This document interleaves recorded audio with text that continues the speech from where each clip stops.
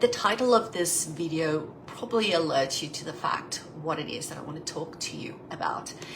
So for context, this week was a really busy client-facing week for me within my world of Private Practice Success Australia. Obviously, as you may or may not know, my practice is down in Brisbane. It's a 100% self-running practice. So when I say that I've done client-facing work, it's got nothing to do with my group private practice that runs by itself. I'm really referring to the work that I do within PPS. So I've been meeting with a lot of people this week, people in my academy, as well as in my Ignite Your Practice, as well as I've got around about 5 VIP clients at any one point in time that I do one-on-ones with. And during one of those conversations, my client said that they're aware of a practice in their location that is closing down. So this was actually a Melbourne-based group private practice that is currently in the process of closing down. And I hate to say it, but I'm used to hearing that. But the reason why I felt compelled to come here and talk about it is that was off the back of 2 weeks ago, hearing the exact same feedback from a practice in Sydney and one in Melbourne. And even at that time, I went, geez, 2 in 1 week, that's a lot. And then there's a third one now, and it's like, okay, maybe the universe is telling me that we just need to talk about this and the fact that it is happening. And I am sure from memory I have spoken about this before, whether this was on a video or a written post. I'm pretty sure I've raised this previously, because the fact of the matter is we don't always know that it is happening. And as fellow practice owners, fellow small business owners, it's really important for us to be aware that this is happening to other group practices.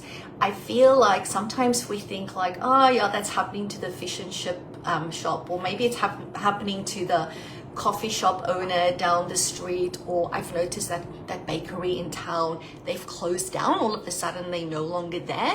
So I think we are very aware that it is happening in the current economy to small business owners, but for some reason, I don't know, I don't think we're really aware that it also happens within our industry, because we do have an industry for which there is a lot of demand from a client perspective. We have funding that supports our business, whether that's Medicare rebates, PHN funding, NDIS funding, so there's a lot of supports there that our industry has that's not available in other industries.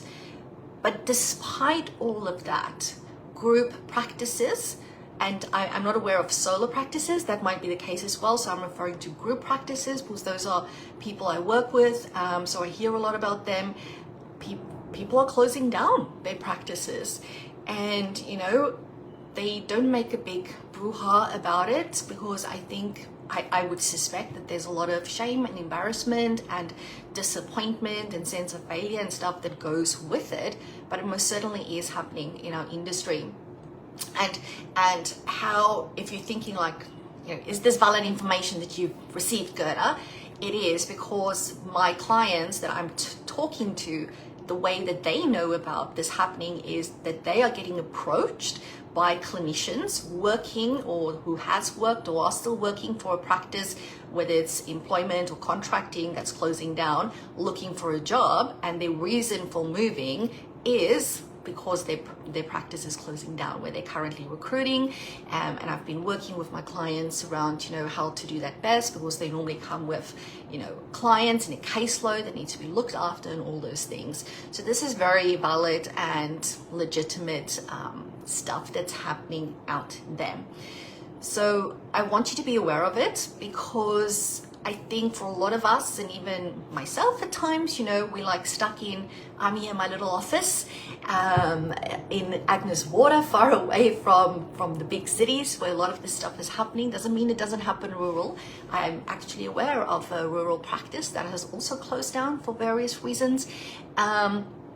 So these things are happening and we are stuck in our bubble on a day-to-day basis. We are head down, bum up, just working, trying to get through our own to-do list, trying to tick off all the stuff and the projects that we are working on, not being aware always of what is happening out there. We spend a lot of our time, as I like to refer to it, in the weeds of our business, so in the operations, checking the diary, managing the team, doing all the things. We don't often have that opportunity to sit at the top of the mountain looking at what is happening in the industry, what is happening nationally, but also locally and regionally. And this is just me just going, you know what? There are a lot of group practice owners that are struggling. And when I hear of one practice closing down, it is too many. One is too many. And I honestly believe that there's no need to be closing down. There is always a solution. Marie Forleo, I'm not sure if you know about her, she wrote a book and the title of the book is Everything is Figure Outable. I'm not even sure if that's a word, but it's the title of her book. But I honestly believe that everything is figure outable. The problem is this: each and every one of you that are running, building, currently creating a group private practice are a very clever, intelligent, hardworking, passionate, motivated, high-functioning individual, which means that you've got such high expectations of yourself to figure this stuff out. I've been there, done that, right? I still today believe that I can figure anything out. Okay, and when I was running my group private practice, I started back in 2007. It took me a whole 5 years, up until January 2012, to go, you know what, Gerda? Yes, you're clever. Yes, you've got a master's degree. Yes, you've won, all the dean's scholarships and stuff. But you know what? You still don't know shit about running a freaking business. Yes, you've been doing it for the last 5 years. Don't know how you did it, girl. But obviously, there's something you don't know. And you don't know what you don't know. And for me, I had to reach rock bottom before I took action, because my expectation was that I had to be able to figure it out themselves. It's actually one of my fundamental beliefs that I'm a problem solver, I'm a fixer. I've written about that last week, that I'm a fixer, right? It's who I am inherently.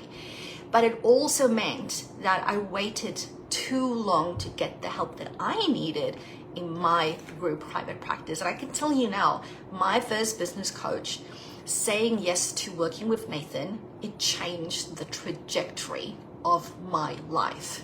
Not just of my practice, not just of my business, of my life. I would not be here today if it wasn't for him, and I give him that credit in my book.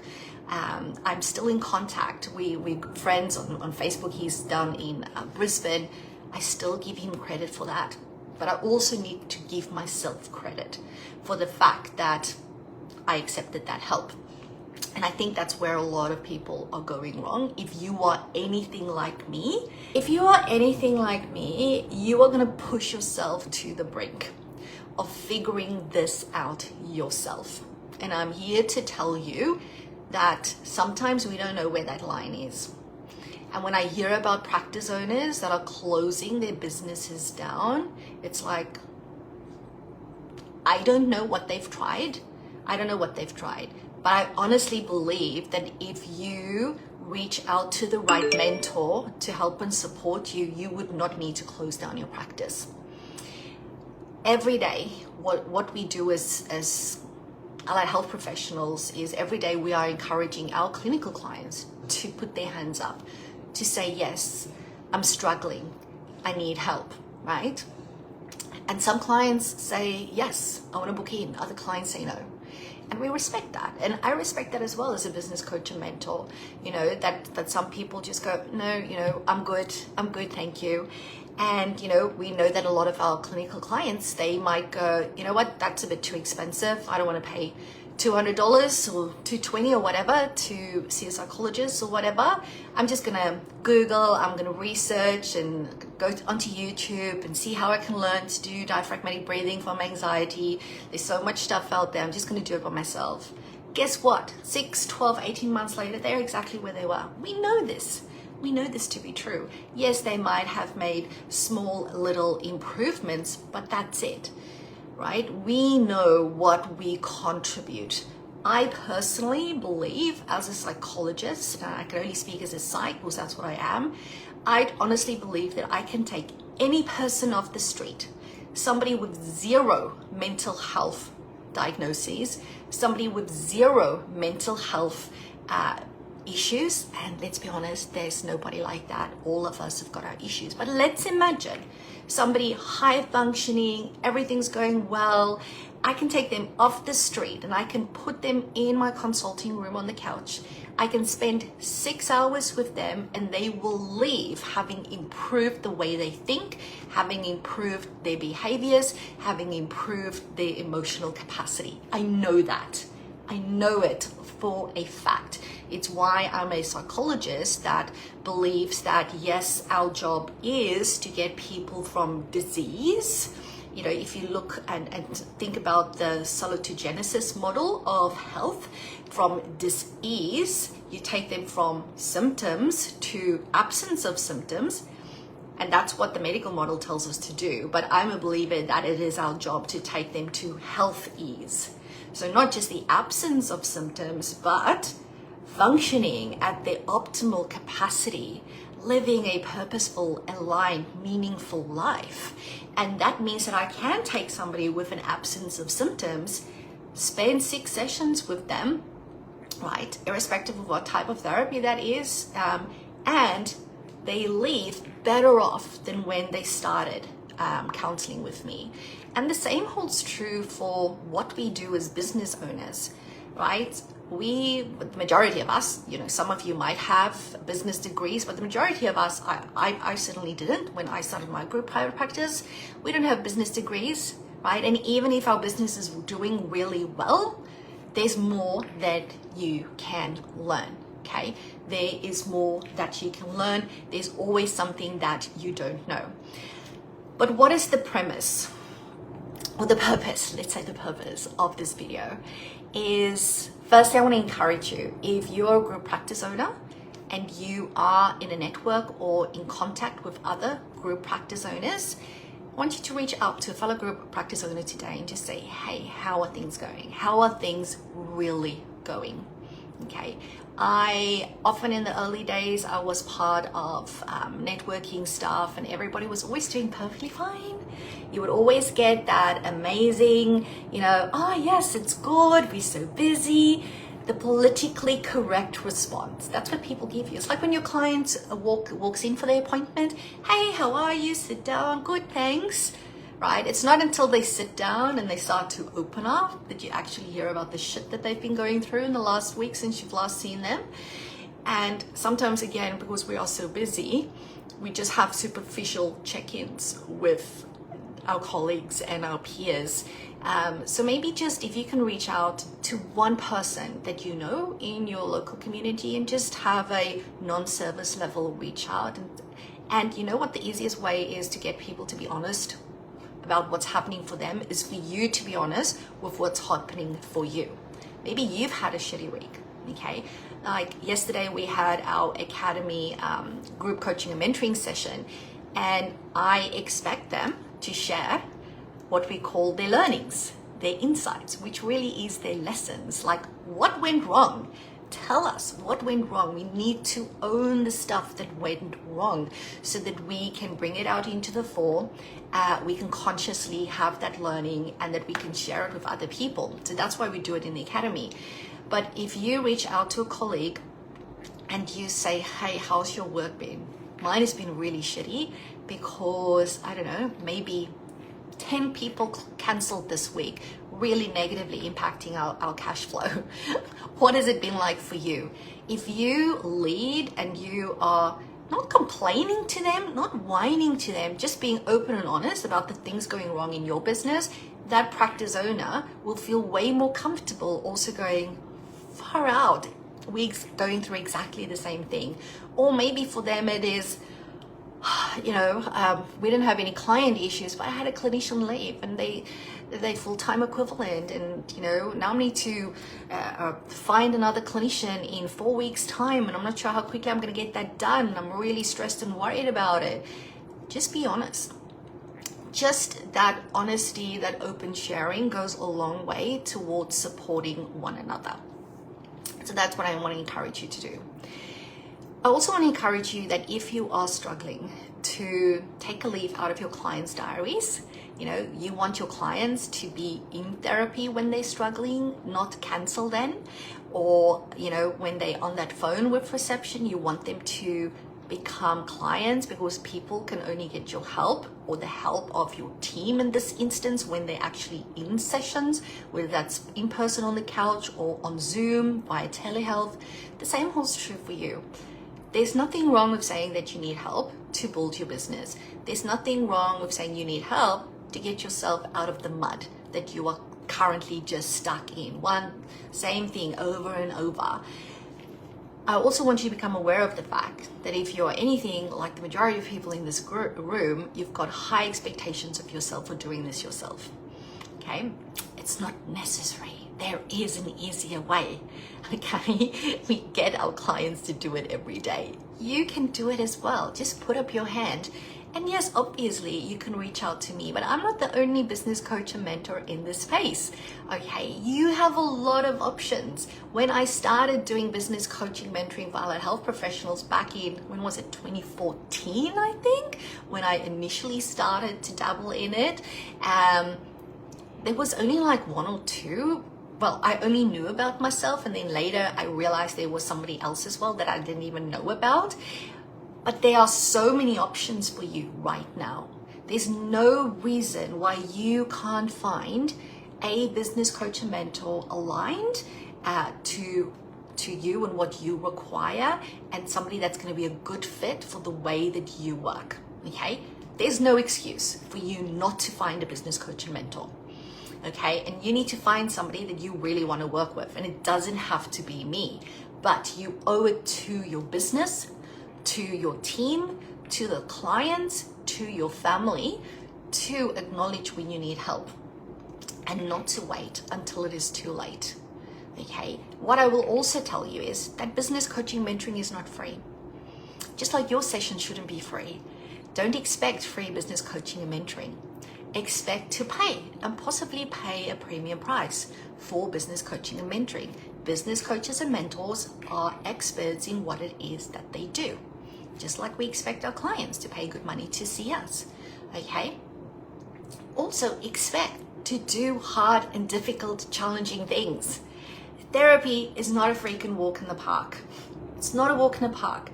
And I learned a lot of good lessons from my lecturers when I was doing my master's degree. And there was this one lecturer, Dr. Fouché, or Fushia, as we say in South Africa. And he was one of the only lecturers that was doing lecturing, and he had a private practice, because of course private practice was always my first love, always has been, always will be. And he would always tell us these anecdotes and stories from his private practice. And he once told me, like, when he said therapy is like peeling an onion, right? I'm sure you've heard this analogy. Is like, every time clients come in, there's another layer that you take off, there's another layer that you take off, and it's hard work, and your tears are running out of your eyes for the client, and it's hard work for them. And he said that often when clients stop coming, it is, you actually know that you're doing good work, because they want to avoid therapy. It is painful work. It is emotional work. And it's the same. If you're going to work with a business coach and mentor, there's going to be some hard truths that you're going to have to face. I'm not going to lie about that. And there's going to be some challenging things that you need to do. For me personally, I know from experience that when I start to work with a new client, generally that is in my academy, we need to do 3 things generally, right? And I'm going to give you some insight into that. The first thing that we do when somebody says, yes, Gerda, I need help, I want to improve things for whatever reason, and people join for various different reasons, right? First thing we do is help them find additional cash flow, because right now this is really important, more important than ever before. In the current economic state that the country's in, and everybody is very much aware of finances, recession, interest rates. So what I do when people come into the academy, first thing is let's find cash in your banana stand. If you don't know about cash in the banana stand, well, if you attended Elevate in 2021, you would know what I'm talking about. If you are in the academy, you know what I'm talking about. So we find cash in your banana stand. Okay, so we find, and it's my personal goal to find at least 30K for each practice owner, because everybody's leaving money on the table that they don't even know. And sometimes it's like a little thing, and it's not necessarily fee increases, and it's not necessarily hiring more team. Okay, so the first thing we do is, okay, let's ease cash flow, because 9 out of 10 times when people come in, cash flow is an issue. That's phase one. Phase two is what I refer to as model modification. Now that is a scary concept, and sometimes I think like I shouldn't even call it that, because people are going to want to run a freaking mile. But I want to be honest and truthful and upfront and transparent that sometimes that is what's required. And no, that does not mean that you come in with an employee model and I go, no, you need to do contracting, or vice versa. You come in with a contracting model and I say, no, you need to have employees, or no, you need to change room rental to this or that. That's not what I'm doing. Okay, you can still have whatever model, business model, suits your personality, suits your vision for your business, and is values aligned for you. Okay, all the models can work. Some work better than others in terms of getting you to profitability sooner, right? And one or two can be more profitable, most certainly, than the others. But a model is a model. But there's still adjustments that need to be made. And I'm not one of those business coaches, mentors that's going to blow smoke up your ass. That's not a South African, but an Australian saying, blow smoke up your ass. I don't do that. So I'm very clear when people come in where I can go, okay, so we'll talk about the model. I go, this is where I can see things aren't set up right. And a lot of times it's just a slight readjustment. Sometimes it is a 45-degree change, sometimes it's a 90-degree change, but I'm very open, honest, and front and saying that this is what I'm seeing, this is what I'm recommending. The practice owner can still go, yeah, I'm happy with these, but I don't want to change that, and we work together, right? But the number one reason why I believe practice owners close down their businesses is because their business model hasn't been done or set up properly. Just, it is what it is. They haven't set it up in a way for it to be profitable. Okay, so a lot of practice owners are so eager to recruit and serve the clients on the wait list, people in the community, which I totally get. It's that passion I spoke about earlier, right? That inspirational passion of we need to help our people in the community. So I'm just gonna give this candidate whatever salary they're asking for because I need to get them over the line. There's so much competition. As long as I break even, it's gonna be fine. Guess what? It's not gonna be fine. Break even just to cover that salary is not gonna be fine. Okay, there's operating expenses, there's unexpected stuff happening, which you probably ain't even thinking about. That you're not going to be fine, and they only realize that down the track. Now, if you maybe do that with one person, you can get away with it, but not if you're building a group practice with 2, 3, 4 people, and it tends to happen. And every time practice owners go, oh, just want to get this. So, long story short, their business model is not set up profitably. Their business model is not set up for long-term sustainability. Okay, so a lot of people build their business making a lot of wrong decisions, and they are supporting that business by them still seeing clients 3, 4, even 5 days a week. That is not a sustainable business model. Okay, because as your business grows, you're going to have to spend more time sitting on top of the mountain, being the CEO of your small business, doing business management and business development and not being face to face with clients. So your business model needs to support you to be able to be what you need to be for the business, the principal psychologist, the CEO of the small business, which generally means that at some point you're going to have to do less client work. And the profitability of your business model should not be reliant on your income. I'm not saying you can't see clients. If clients is what fuels your soul, then continue to see clients. It took me a really long time to let go of my client work because I felt it was really inspirational. Every time I saw a client, I would leave the practice that day and I would go, this is why I do what I do. This is why I have a group private practice. This is why I started a second one.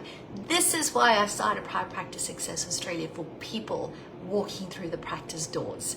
Okay, so it is very inspirational, and if it's your genius zone, you want to keep on doing it, but your business shouldn't be reliant on that income. That's the point that I'm making, right?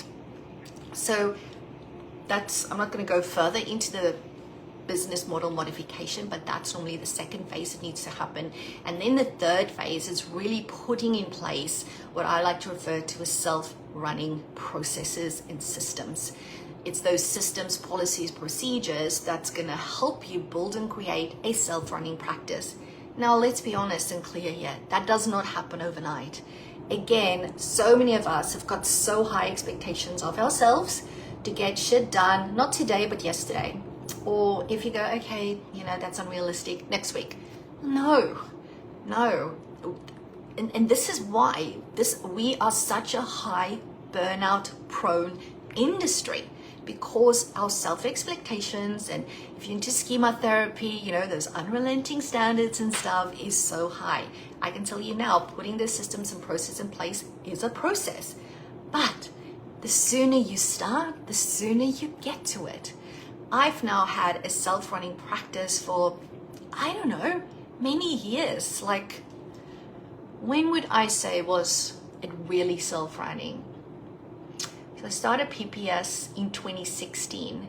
And the only reason why I started is because the practice was running really well and I had time on my hands. And I was like, okay, I want to keep busy. I love what I'm doing. How can I do more of this? How can I help more people in better ways? I'll help the practice owners who can work in their businesses to help more people. That's my ripple effect. So that was already in 2016. And we're now in 2023. So that's for 7 years of having a self-running practice. And it took me 4 years, I need to admit. So I started working with my business coach in 2012. I was his very first allied health client, I will say that as well. And the first year of working with him was like change management. I had to change so many things because by then I already had 2 businesses, okay? So I started my Logan practice in 2007. In 2011, I opened Kapalua, which is now in Cleveland. So I had 2 practices by then. When I started working with him in 2012, I had already a large team of contractors, mainly at that point in time. And, the doors were open, but it wasn't a long-term, sustainable, profitable business. I had to work my ass off to keep it where it was, and I didn't want to, because I also had my son in 2011. So I had Ethan, that's now 12. In March of 2011, I opened up the Kapalua, now Cleveland practice in September 2011. So he was like a little baby. And in January that following year, I just went, no, there needs to be a freaking easier way. I can't continue like this because I still have my other 2 kids as well, right? The older ones. So it took me time to undo a lot of stuff that I thought I did well and I was doing right. So it was a really hard, tough 12 months. Lots of tears, and I do not cry easily. I do not cry easily. I'm a very strong, stoic person. Doesn't mean I don't get hurt, okay? But as a clinical psychologist that dealt with a lot of trauma clients, trauma is like my favorite presenting problem to deal with. I'm really good at, managing emotions and, being there for clients. And that has really taught me to also be very stoic. Doesn't mean I don't get hurt on the inside, but most tears, so many tears. And he would make me do things that I didn't want to do. Not like bad things, like fire people. And I didn't want to fire people. And he would go, well, you need to do this, Gerda. So the first year was really tough. The second year, which was much easier. The second year was really when, after I did the remodifications, things started to hum really nicely. The third year is when there was a lot of growth. I could really see the compounding impact. And that's the thing, right? The first 12 months is the hardest. It's the hardest. It feels like emotionally it's hard. Financially, it's hard because, you're probably already in financial pain. And back in 2012, I was paying Nathan $2,200 a month to do business coaching with him. And the first 3 months I had to put on a credit card because I didn't have the money. After that, I was good. So I've learned earlier on that phase one needs to be cash flow. What was I saying? So I lost my train of thought there. That doesn't happen that often with me. Okay, year one is undoing. Yes, I was saying it is hard. Emotionally, financially, it's hard. And you need to it feels like you're taking a couple of steps backwards to go forwards. But if you make the changes required, right, the growth that happens in year 2 and year 3 are exponentially more because you've done that foundational work. Does it make sense? And I always relate this stuff to clinical work because, I'm a clinician first and foremost. I still feel like I'll always be a psychologist. Is hard. It's like the trauma work, the processing, the hard stuff. If we just knuckle down and get that done, I know the compounding improvement for my client is going to be immense. And I am in a fortunate position that I've seen that. I've been fortunate enough in my own business and with my clients to go, if we can get through that first 12 months, to do these modifications in the model, to start setting in processes that need to be there, what happens in year 2, the growth in 2 and 3 are exponential. It's why I get so many emails from people that I've worked with going, Gerda, it's now been 2 years since, I've worked with you in this program. This is what's happening, and it all started then. And I know, it's amazing, isn't it? It's so cool. But you need to be willing to do that first 12 months of hard work. So anyway, I was saying with Nathan, first 12 months, change management. Second year, much better. Third year, we were really starting to fly. And the fourth year, I call my safety blanket here because I was like, I'm not sure whether I can trust this thing that I've now built. And maybe it's not me. Maybe it's just Nathan. Is it really me doing this stuff? So I still paid him, almost never saw him for that next 12 months. And then I went, I've got this. I don't know what I'm doing. And so it takes time. I had to have patience, right? I had to have the patience, and I did. And you know what? I've been picking the fruits of that patience for the last, I don't know how many years, having a self-running practice, allowing me to work in PPS. And for some of you, you don't want to do mentoring and coaching. You might want to have 10 practices that's running all by itself. I love that as a vision for anyone. So your dreams are possible, even though right now it might feel really hard.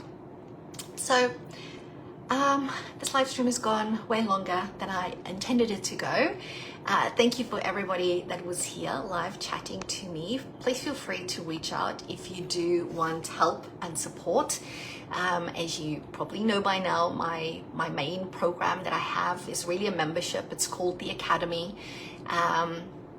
It's where I take you through phase 1, 2, and 3 that I spoke about. It is the best place really for you to come and get coaching, mentoring with me if that is what you want. Enrollment is open until tomorrow at 5 p.m. Queensland time. Enrollment will close. I do not have plans to open enrollment again this year. And let me just say now, Do not get stuck in the mindset of, I'll wait till next year. You need to take action now. The sooner you get started, the better.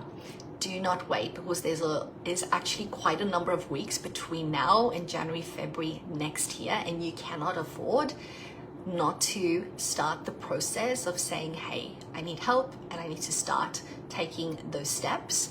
Because if you get started now, things are going to be way different already come January, February. Anyway, reach out to me. My email is gerda@private-practice-success. I'll put it in the comments as well. That's all you need to do. Reach out, start the conversation, let me know how things are going with you, and we'll take it from there. It is my job to help you build a practice you can't stop smiling about.